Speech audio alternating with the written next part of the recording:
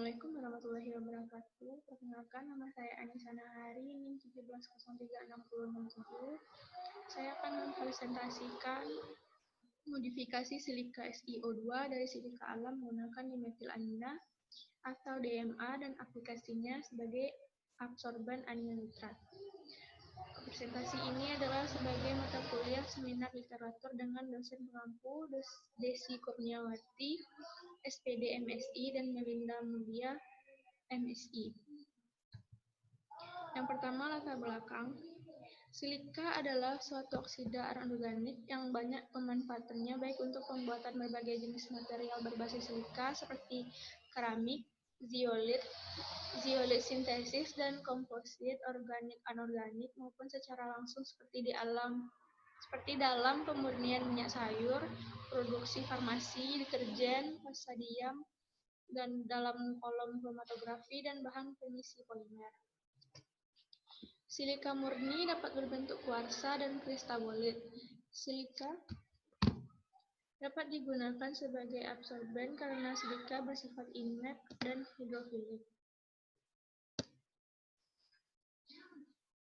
Mempunyai kestabilan termal dan mekanik yang tinggi serta relatif tidak mengembang dalam pelarut organik.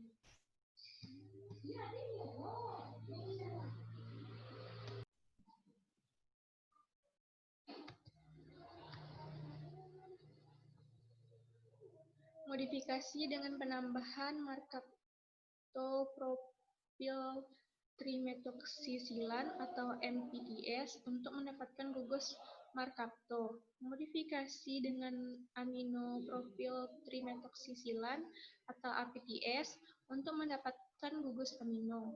Modifikasi dengan chloropropyl trimetoksisilan atau CPTS untuk mendapatkan gugus kloro dan yang bukan peroksisilan seperti asam 1-amino-2-hidroksi-4-neftalena disulfonat digunakan senyawa penghubung hidroksipropyl trimetoksisilan.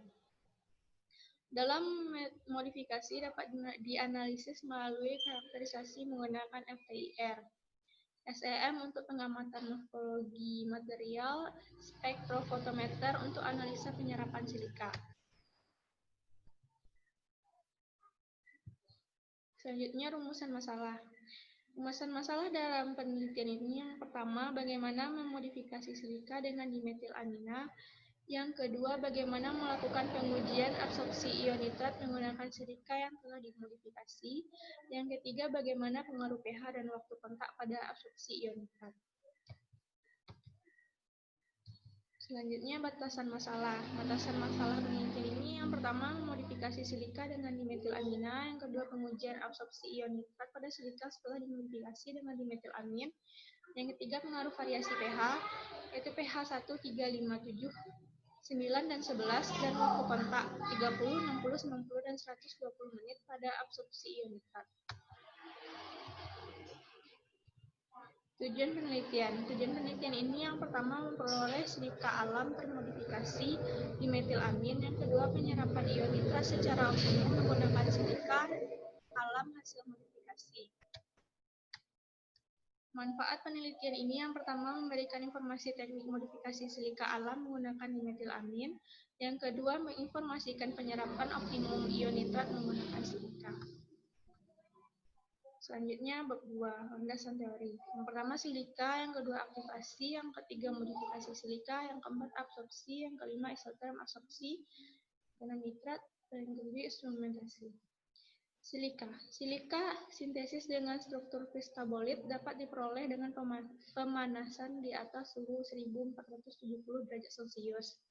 Silika nabati dapat diperoleh dari sekam padi dan tongkol jagung melalui proses ekstraksi alkalis atau pengambulan.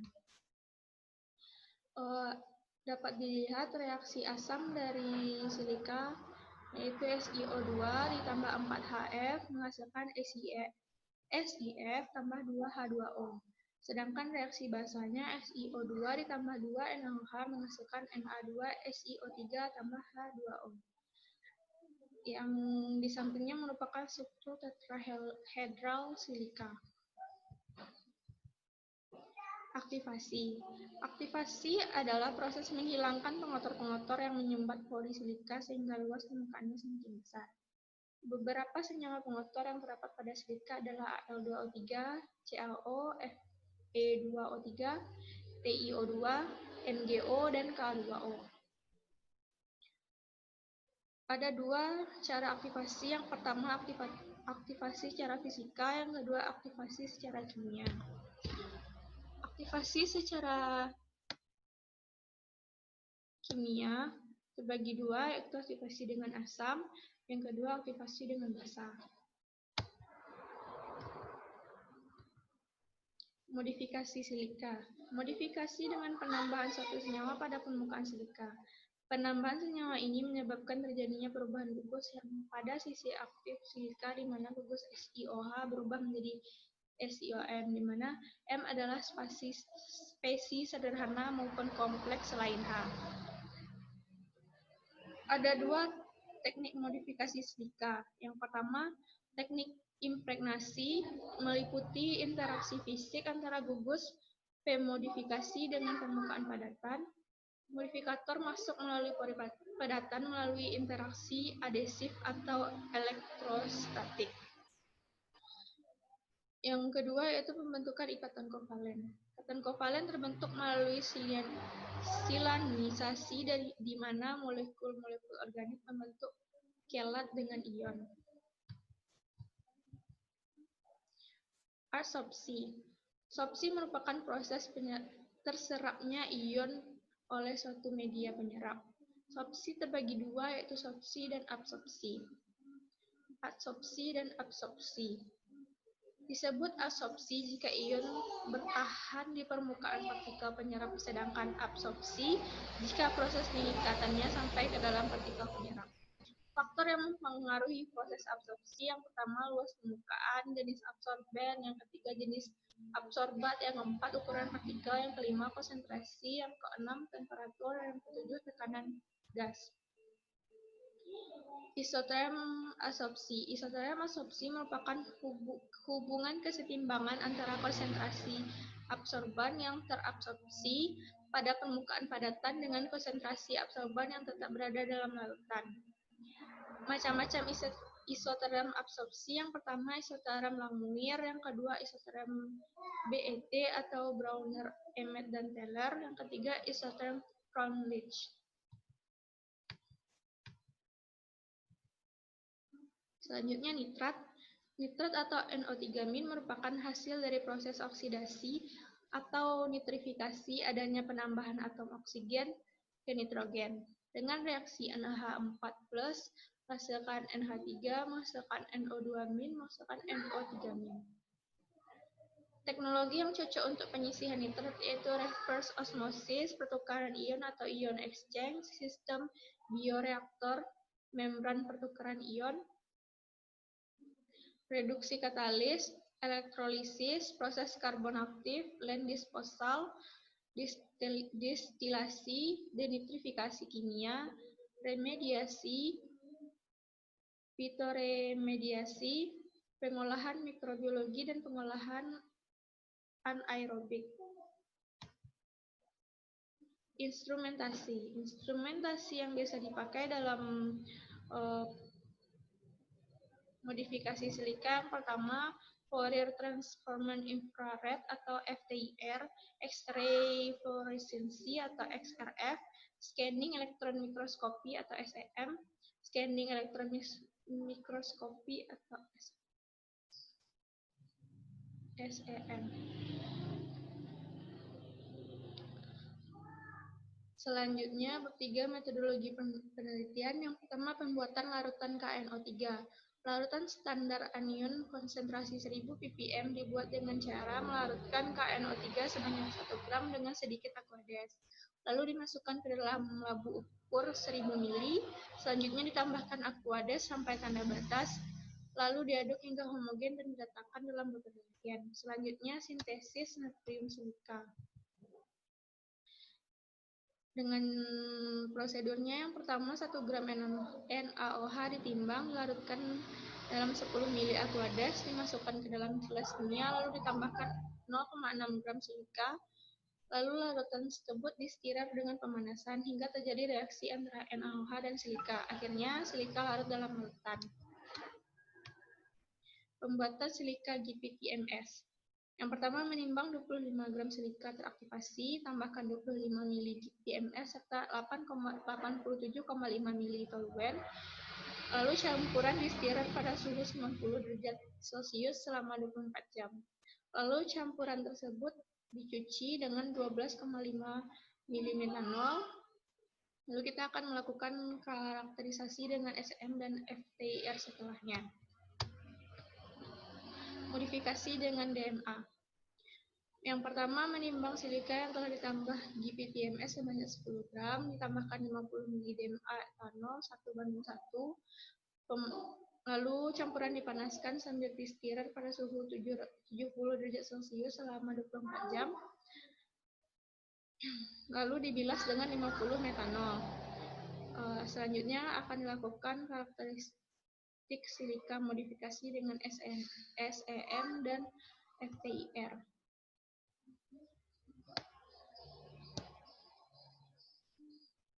Penentuan absorpsi silika terhadap ion nitrat. Yang pertama, penentuan pH optimum absorpsi silika dengan menimbang sebanyak 1 gram dan menambahkan 25 KNO3 ke dalam ember Meyer yang telah berisi silika, mengatur pH 1, 3, 5, 7, 9, dan 11, kemudian mengaduk menggunakan shaker selama 2 jam dengan kecepatan 150 rpm. Menyaring hingga diperoleh larutan jernih dan mengukur absorpsinya menggunakan spektrofotometer. Yang kedua, penentuan waktu kontak optimum absorpsi silika. Pertama, menimbang 1 gram silika dan memasukkan ke dalam ember 100 ml, menambahkan 25 ml K2PO4 dan mengaduk menggunakan shaker dengan variasi waktu 30 menit, 60 menit, 90 menit, hingga 120 menit pada 150 rpm. Lalu menyaring dengan tersaring Batman hingga diperoleh larutan jernih, mengukur penyerapannya menggunakan spektrofotometer. Isoterm absorpsi ion nitrat pada silika. Pertama, isoterm absorpsi silika sebelum dimodifikasi. Kita akan menimbang 1 gram silika sebelum dimodifikasi sebanyak 5 buah serta menambahkan masing-masing 25 ml K2PO4 dengan konsentrasi 5 ppm, 10 ppm, 15 ppm, 20 ppm, dan 25 ppm ke dalam ember 100 ml. Mengaduk masing-masing campuran menggunakan shaker selama 2 jam. Menyaring campuran dengan kertas saring dan menghitung absorpsi ion nitrat menggunakan spektrofotometer. Isoterm absorpsi silika setelah dimodifikasi. Menimbang 1 gram silika setelah modifikasi sebanyak 5 buah serta menambahkan masing-masing 25 ml KH2PO4 dengan konsentrasi 5 ppm, 10 ppm, 15 ppm, 20 ppm, dan 25 ppm ke dalam ember 100 ml. Mengaduk masing-masing campuran menggunakan shaker selama 2 jam, menyaring campuran dengan kertas saring dan menghitung absorpsi ion nitrat menggunakan spektrofotometer.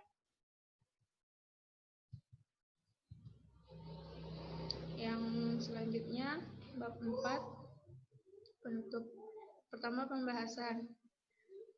Modifikasi silika diawali dengan mengaktifasi silika yang akan dimodifikasi dengan tujuan mengeluarkan dan menghilangkan molekul air yang berikatan dengan glukosilano atau ICOH melalui ikatan hidrogen sehingga glukosilano pada silika siap untuk berikatan secara kovalen dengan fungsi organik pada suatu senyawa.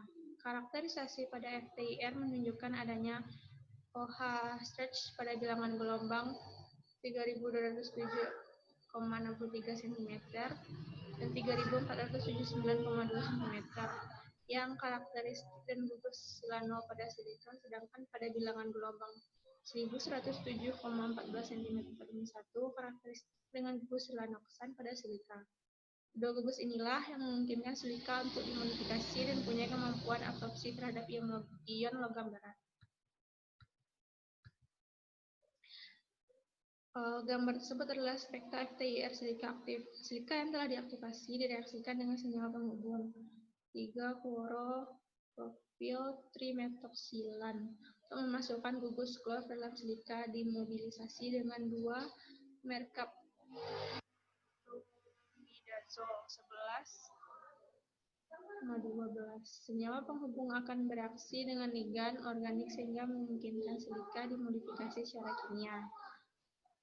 Karakterisasi dengan FTIR terlihat adanya tegangan C♯H pada daerah 2959,80 cm-1 dan lentur C♯H pada 1442,75 cm-1 dan 1408,4 cm-1 yang menunjukkan bahwa silika telah terikat dengan senyawa perantara yang akan menggunakan proses imobilisasi ligan pada silika.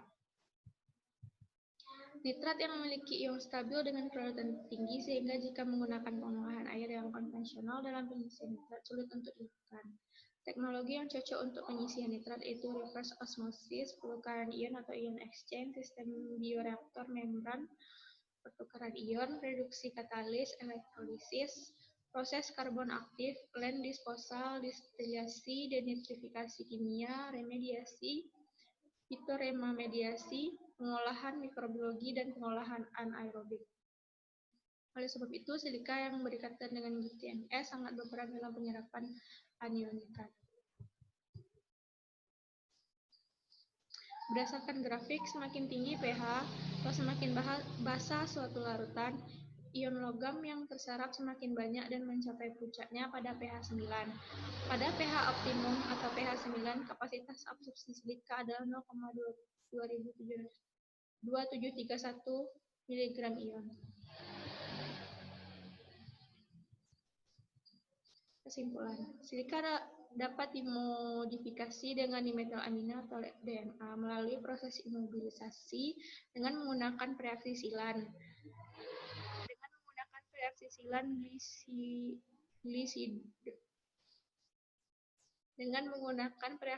Glisidoksipropil trimetoksisilan atau GPTMS. Silika yang sudah dimodifikasi dapat mengabsorpsi optimum anion nitrat pada kondisi pH 9 dan waktu pengocokan selama 180 menit. Saran dari penelitian disarankan untuk melakukan penelitian lebih lanjut mengenai silika GTMS yang digunakan sebagai perekat antara silika bahan alam dan dimetalamina atau DMA agar dapat menarik anion nitrat tersebut. Sekian presentasi dari saya. Wassalamualaikum warahmatullahi wabarakatuh.